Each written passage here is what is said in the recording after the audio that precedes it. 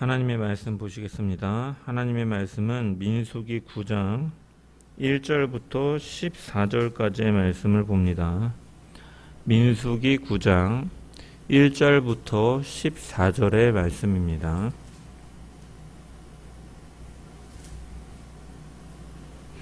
제가 하나님의 말씀을 봉독합니다. 애굽 땅에서 나온 다음의 첫째 달에 여호와께서 시내 광야에서 모세에게 말씀하여 이르시되 이스라엘 자손에게 유월절을 그 정한 기일에 지키게 하라. 그 정한 기일 곧 이달 14째 날 해질 때에 너희는 그것을 지키되 그 모든 율례와 그 모든 규례대로 지킬지니라. 모세가 이스라엘 자손에게 명령하여 유월절을 지키라 하매 그들이 첫째 달 14째 날 해질 때에 시내 광야에서 유월절을 지켰으되 이스라엘 자손이 여호와께서 모세에게 명령하신 것을 다 따라 행하였더라.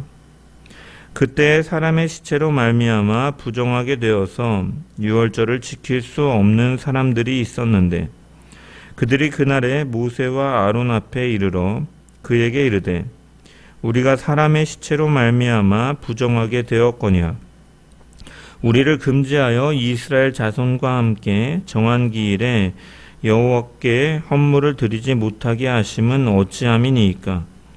모세가 그들에게 이르되 기다리라. 여호와께서 너희에게 대하여 어떻게 명령하시는지 내가 들으리라. 여호와께서 모세에게 말씀하여 이르시되 이스라엘 자손에게 말하여 이르라. 너희나 너희 후손 중에 시체로 말미암아 부정하게 되든지 먼 여행 중에 있다 할지라도 다 여호와 앞에 마땅히 유월절을 지키되 둘째 달 14째 날 해질 때에 그것을 지켜서 어린 양의 무교병과 쓴 나물을 아울러 먹을 것이요 아침까지 그것을 조금도 남겨두지 말며 그 뼈를 하나도 꺾지 말아서 유월절 모든 율례대로 지킬 것이니라.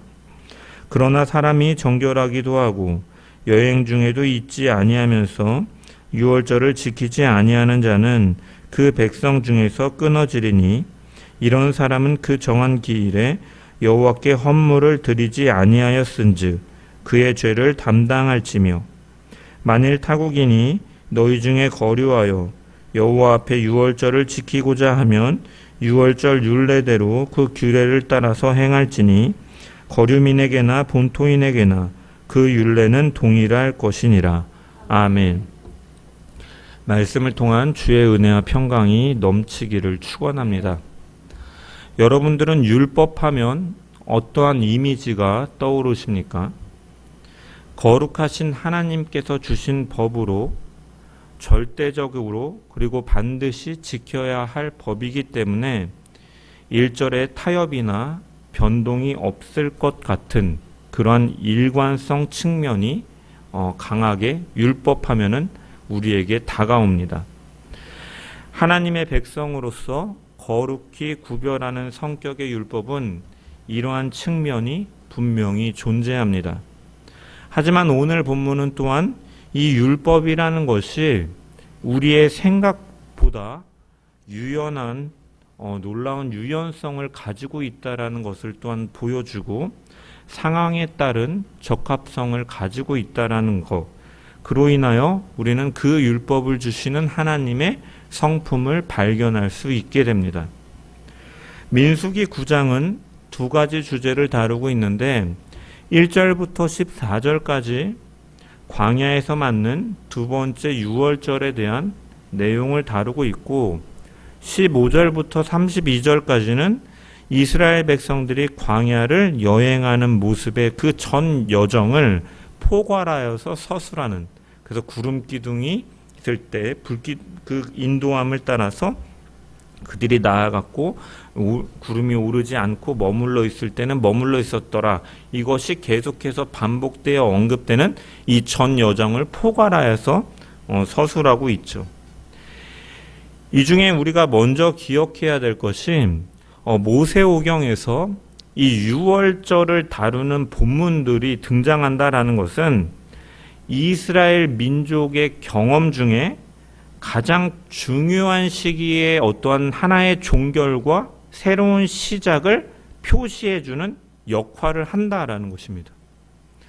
이 9장의 6월절과 이 광야 이 여행의 조합은 이 본문 이 민수기 9장에서만 등장하는 것이 아니라 먼저 출애굽기에서 등장합니다.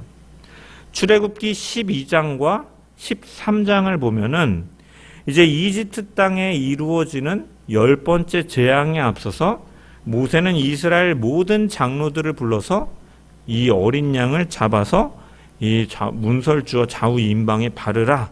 그리고 대대로 이것을 규례로 삼을 것을 이제 전합니다. 이어서 이제 처음 난 것이 모두 죽임을 당하는 이 10번째 재앙 이후에 하나님께서는 이제 모세를 통해서 유월절과 무교절 규례를 구체적으로 알려주십니다. 그리고 이후에 이스라엘 백성들이 광야로 나아갔을 때 구름기둥과 불기둥으로 인도하셨다라는 내용이 바로 출애굽기 12장과 13장에 등장하죠. 그래서 즉 출애굽기 12장과 13장의 유월절 언급과 광야 여정은 이제 애굽 시대의 종결과 광야 시대의 시작을 알리는 의미를 하는 것이죠.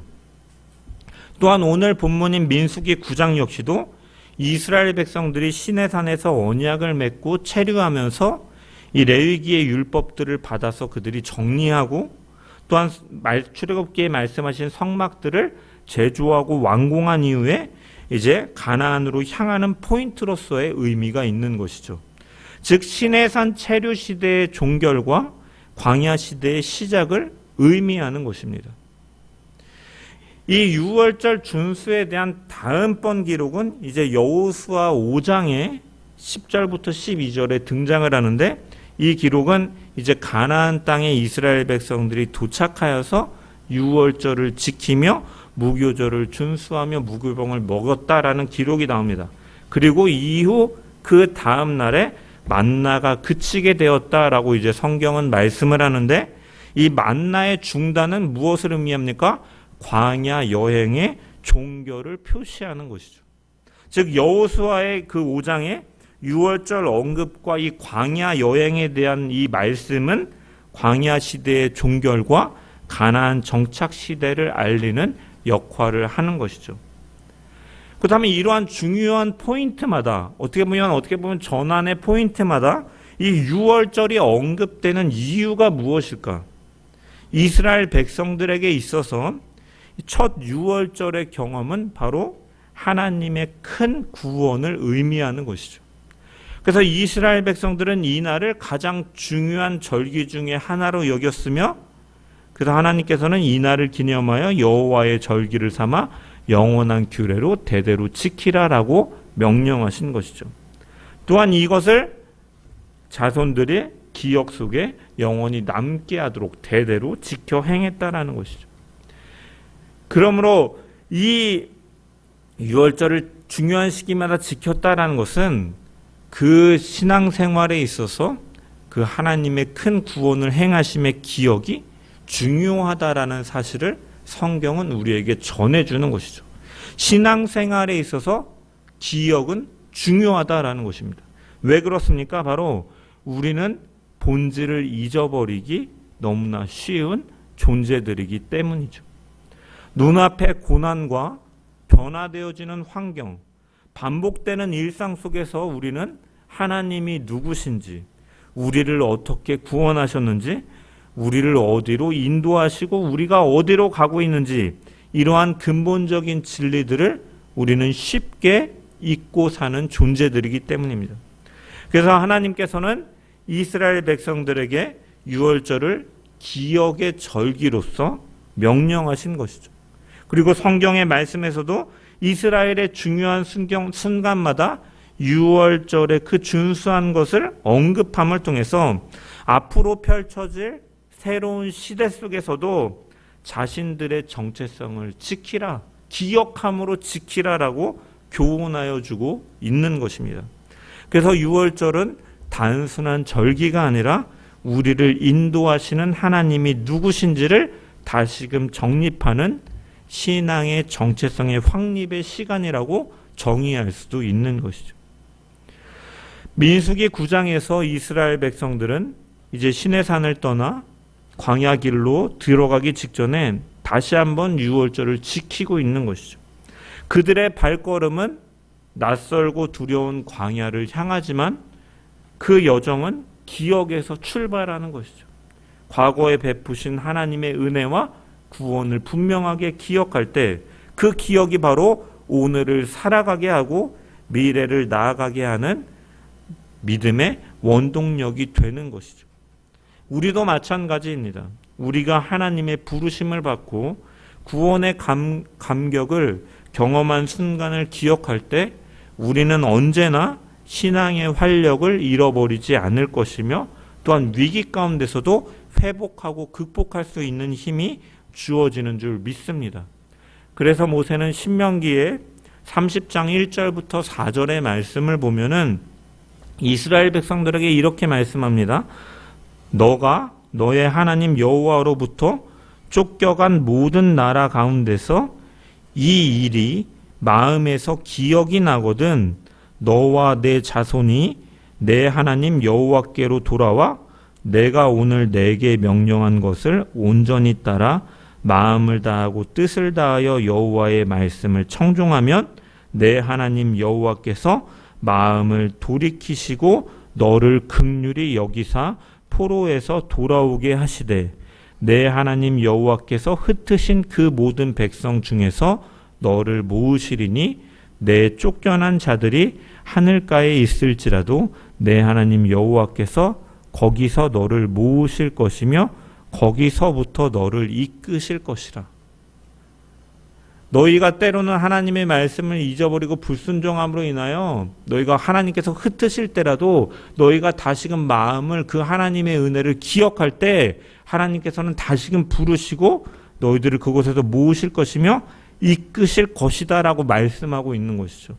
포로로 끌려갔을지라도 하나님의 은혜와 말씀을 기억하는 백성은 그 어떤 상황에서도 다시 살아날 수 있음을 약속하고 있는 말씀인 것이죠. 이 말씀과 같이 어느 순간 어느 장소에서도 하나님께서 베푸신 은혜와 능력의 손을 기억함을 통하여서 회복하고 고난에 승리하고 믿음의 면류관을 향해 끊임없이 달려나가는 주의 백성들 되기를 주님의 이름으로 간절히 축원합니다. 본문 1절과 2절의 말씀을 보면 애굽 땅에서 나온 다음의 첫째 달에 여호와께서 시내 광야에서 모세에게 말씀하여 이르시되 이스라엘 자손에게 유월절을 그 정한 기일에 지키게 하라라고 기록되어 있습니다. 출애굽기 12에서 13장에 첫 유월절을 준수하고 그날 10번째 재앙을 통해 구원을 경험한 이스라엘 백성들은 이제 그 다음해인 이제 제2년 1월 14일에 다시 한번 유월절을 준수하라라는 하나님의 명령을 받는 것이죠. 우리는 이 명령 속에 하나님의 중요한 뜻을 발견할 수가 있는데 이스라엘 백성들은 아직 약속의 땅 가나안에 들어간 것이 아니고 광야 땅에 머물러 있는 것이죠. 그런데 하나님께서는 이스라엘 자손으로 유월절을 그 정한 시기에 지키게 하라라고 말씀하고 계십니다. 이처럼 하나님께서는 광야 한복판, 어떻게 보면 모든 것이 미완성이고 불완전한 그 자리에서도 유월절을 지키라라고 명하고 계신 것이죠. 이것은 어떠한 상황 속에서도 하나님께서 베푸신 구원과 은혜를 기억하라라는 의미와 함께 또한 어떤 상황 속에서도 우리는 항상 예배하는 자가 되어야 됨을 교훈하고 있는 것이죠. 예배는 우리의 형편이나 감정에 따라서 결정되는 것이 아니다라는 것입니다. 예배는 하나님이 명령하신 것이며 동시에 하나님의 백성이 존재하는 방식이다라는 것이죠. 우리는 때때로 이럴 땐 예배를 쉬어도 되는 것이 아닌가 하고 생각할 때가 있어요. 내가 몸이 조금 좋지 않고 피곤하고 마음이 지치고 상황이 불편할 때 예배가 우선순위에서 밀려날 때가 있습니다. 하지만 하나님께서는 광야 한복판에서 정착하지도 않았고 앞날이 불투명한 그 시점에서도 유월절을 지켜 예배하라라고 명하신 것은 예배는 편할 때 드리는 옵션과 같은 것이 아니라 광야 같은 삶 속에서 반드시 붙들어야 할 은혜라는 사실을 우리에게 분명히 교훈하여 주고 있는 것이죠. 우리는 예배를 통해서 하나님이 누구신지를 기억하고 우리의 정체성을 다시 붙들고 구원의 은혜를 오늘도 새롭게 경험하게 되는 것입니다. 하나님은 우리가 어떠한 상황에서도 예배를 통해 그분을 기억나게 하시고 예배 가운데서 은혜를 공급하여 주시는 분이신 줄 믿습니다. 그 은혜가 바로 현재의 불확실함을 이길 수 있는 힘이 되고 앞으로의 여정을 믿음으로 걷게 하는 줄 믿습니다. 그러므로 우리는 오늘도 이 진리를 붙들어야 되는 것이죠. 예배는 단지 종교적인 의무로서 주어진 것이 아니라 하나님을 기억하고 은혜를 새롭게 누리는 생명의 시간임을 기억하면서 늘 예배자로 살아가는 주의 백성들이 되어야 될 줄 믿습니다. 한편으로는 늘 예배자로 서라라는 이 말씀이 단순히 율법주의적으로 예배 생활을 하라는 것이나 형식적인 신앙을 가지라라는 의미가 아닙니다. 본문 6절과 7절을 보면 이 유월절을 이스라엘 백성들이 지키라는 이 하나님의 명령 앞에서 한 가지 실제적인 문제가 발생하게 되는데 6절과 7절의 말씀을 보면 그때의 사람의 시체로 말미암아 부정하게 되어서 유월절을 지킬 수 없는 사람들이 있었는데 그들이 그날에 모세와 아론 앞에 이르러 그에게 이르되 우리가 사람의 시체로 말미암아 부정하게 되었거니와 우리로 이스라엘 자손과 함께 정한 기일에 여호와께 헌물을 드리지 못하게 하심은 어찌함이니까? 라고 말을 합니다.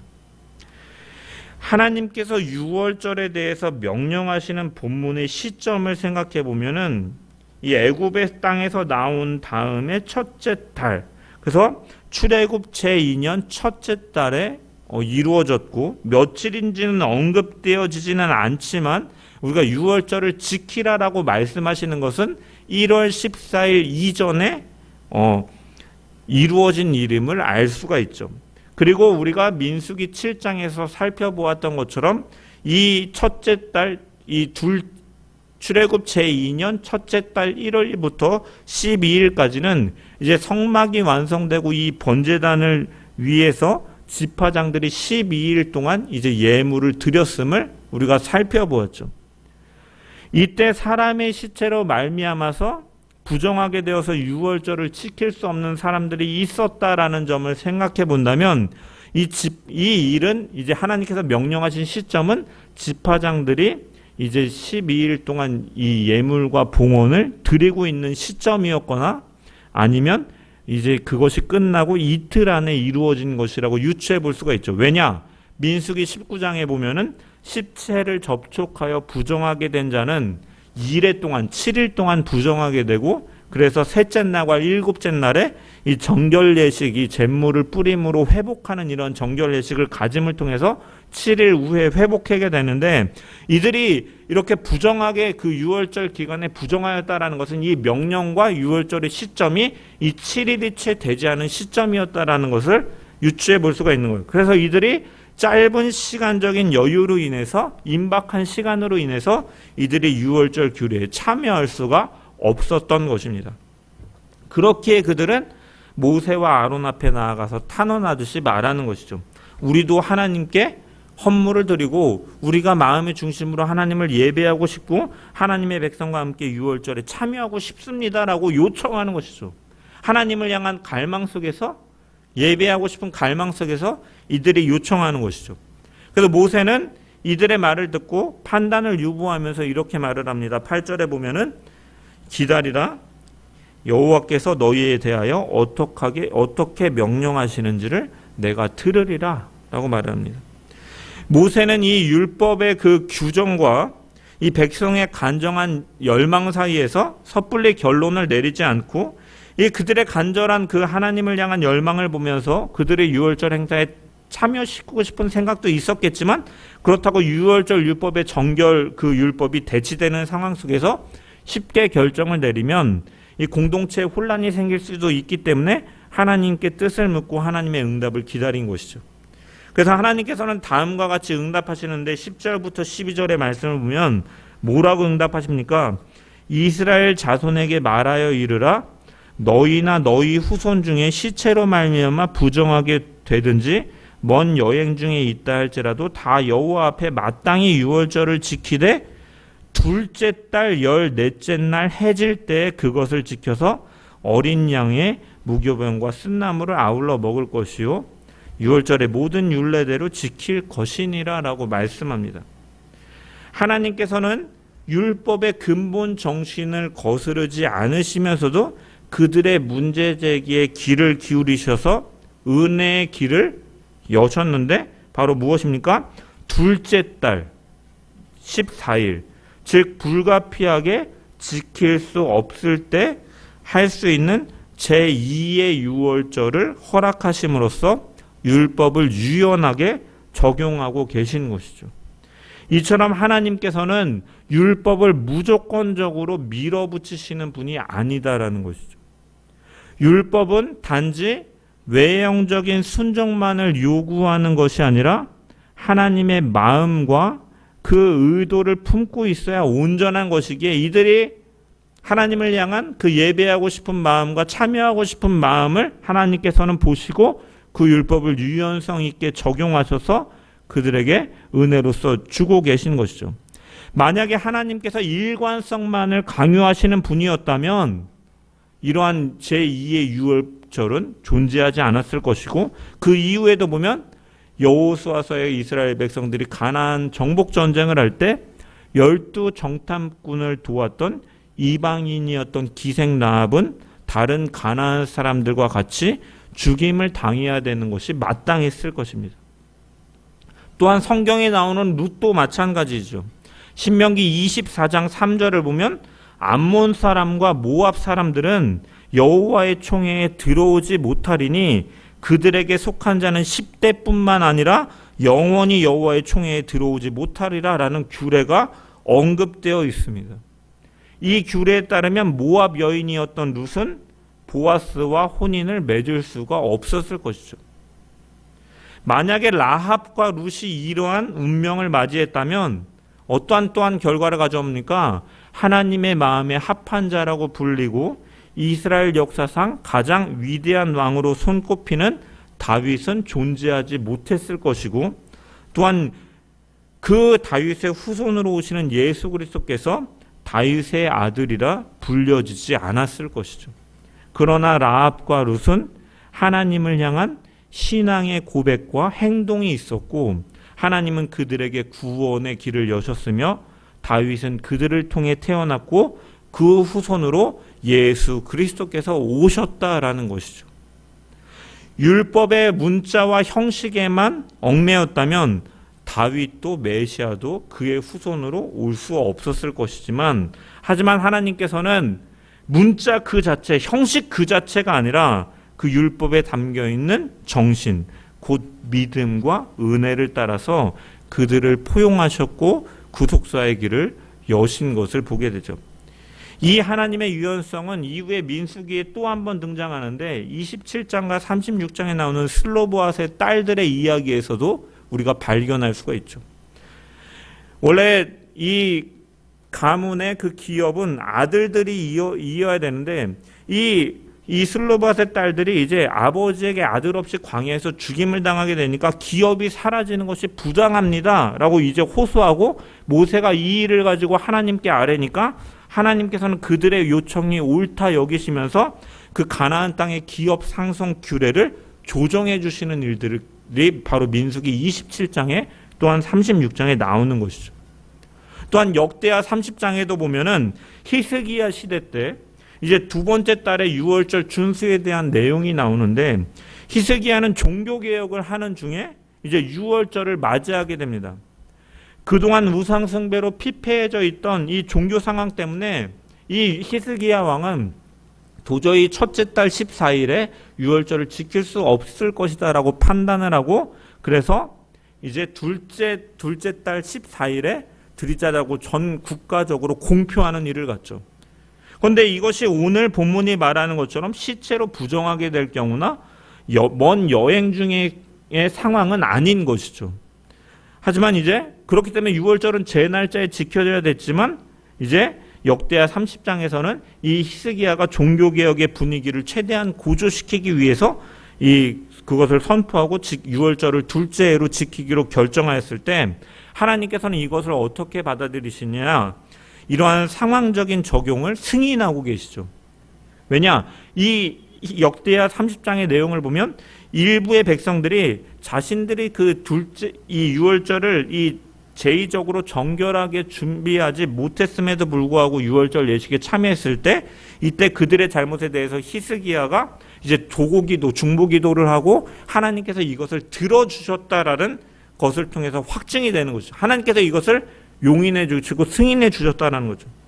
그래서 여기서 말씀드리고 싶은 것은 무엇이냐면 이처럼 율법이라는 것이 우리가 생각하는 것처럼 피도 눈물도 없이 차가운 강철과 같은 일관성만을 강요하는 것은 아니었다라는 것이에요.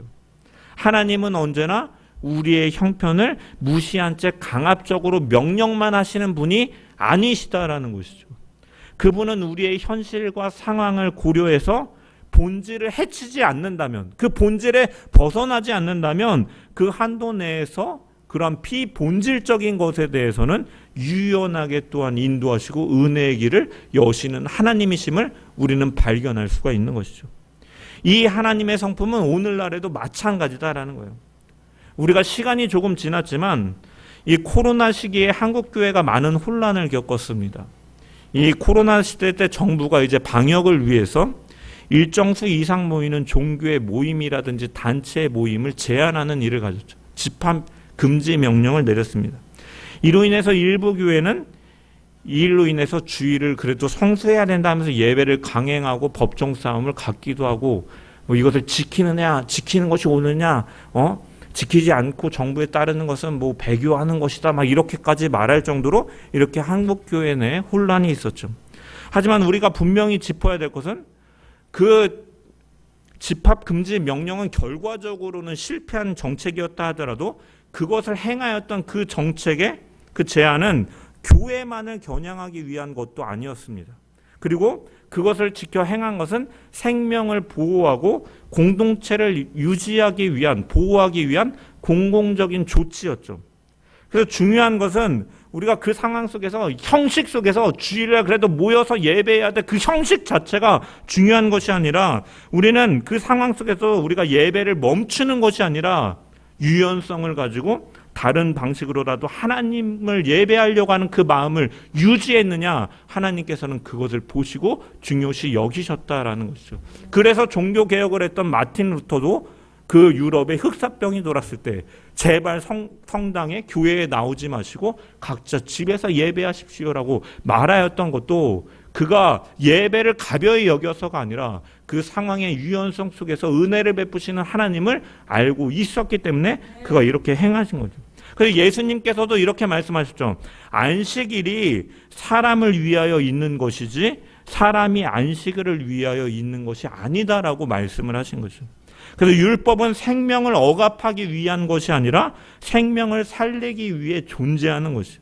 그래서 주일 성수는 중요하지만 주일 성수의 본질은 형식이 아니라 예배의 정신, 즉 하나님을 기억하고 경외하는 마음, 우리를 살리신 하나님으로부터 그 예수 그리스도 죽으시고 부활하신 그 예수님을 통하여서 우리의 생명이 살아났다는 것을 고백하는 가운데 그것을 우리의 첫날로 여기면서 모든 날이 주의 날이라는 고백 속에서 살아가는 것이 바로 주일 성수의 정신인 것이죠. 돈을 쓰냐 안 쓰냐, 예배를 11시에 드리냐 10시에 드리냐, 어떻게 드리냐, 이러한 형식의 주일 성수의 본질이 아니라 정말 그 가운데 하나님을 향한 예배와 사모함과 그 은혜에 대한 기억함을 가지고 있는 것이 본질이다라는 것이죠. 혹자는 그때 이후로 성도들의 예배 생활이 무너졌다, 그 정책이 문제였다라고 말을 합니다. 하지만 중요한 것은 정책이 문제가 아니라 그 중심에 그 성도들 가운데 하나님을 예배하려는 마음과 신앙이 없었던 것이 문제인 것이죠. 그런 마음이 있었다면 집합 금지 중에서도 어떠한 방식으로든지 하나님을 예배하려 했을 것이고, 그 이후에도 예배를 사모하는 그 마음 속에서 그 모임은 자연히 회복될 수밖에 없기 때문인 것이죠. 그래서 오늘 본문에서 하나님께서 이 제2유월절을 명하신 것은 우리에게 말씀하시는 것이죠. 본질을 너희는 분명히 지켜라. 형식은 유동적일 수 있으나 나를 예배하고 기억하는 마음에 대해서는 너희가 그 유월절은 분명히 지키라라는 말씀 속에서 그것은 결코 흔들려서는 타협하지 말아야 될 것과 또한 상황 속에서 유연하게 대처해야 될 것이 있다라는 것을 하나님께서는 말씀하고 계신 것이죠. 그래서 예배 자체를 형편이 어렵다고 포기하거나 불편하다고 순종을 유예하지 말고 오히려 그 형편 속에서 예배할 수 있는 지혜와 어떻게든 그것을 예배할 수 있는 지혜와 마음과 결단을 품으라라는 말씀인 것이죠. 그래서 우리는 이 하나님을 신뢰해야 될 줄 믿습니다. 하나님께서는 율법을 주신 분이심과 동시에 우리의 형편을 아시고 필요한 경우 또한 은혜의 해결책을 주시는 은혜의 하나님, 생명을 귀히 여기시는 하나님이신 줄 믿습니다. 오늘 우리가 이 두 번째 이 유월절의 이 말씀을 통해서 우리가 반드시 붙잡아야 될 메시지는 무엇이냐면, 하나님께서는 하나님의 백성이 예배하는 자로 서기를 원하신다라는 것이죠. 그리고 그 예배는 단지 시간과 형식을 강요하는 것이 아니라 마음과 중심이 하나님을 향해 있는가를 보시는 하나님이시다라는 것이죠.